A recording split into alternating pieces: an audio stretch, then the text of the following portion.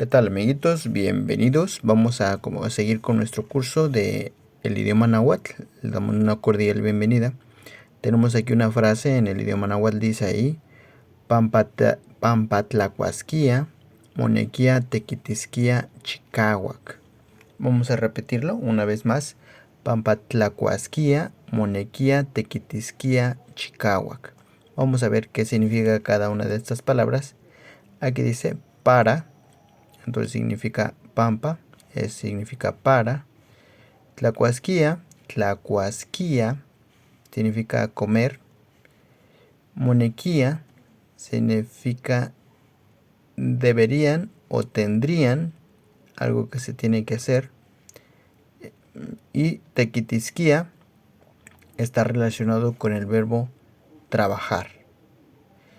Chicahuac pues es duro o fuerte, ¿verdad? Chicahuac.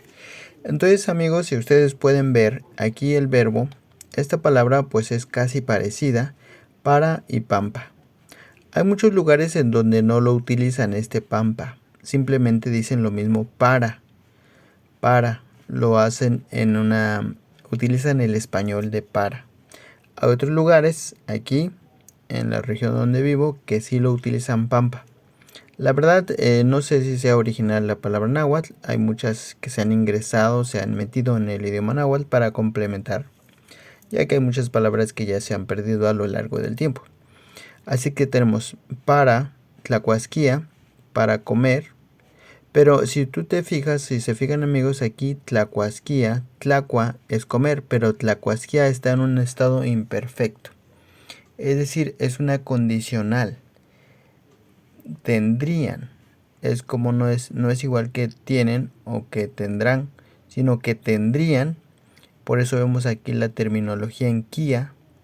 Tlacuasquia es algo así como comería, ¿verdad? Monequia debería ser una palabra más o menos como debería o tendría, por la terminación que pueden ver ustedes aquí en quia.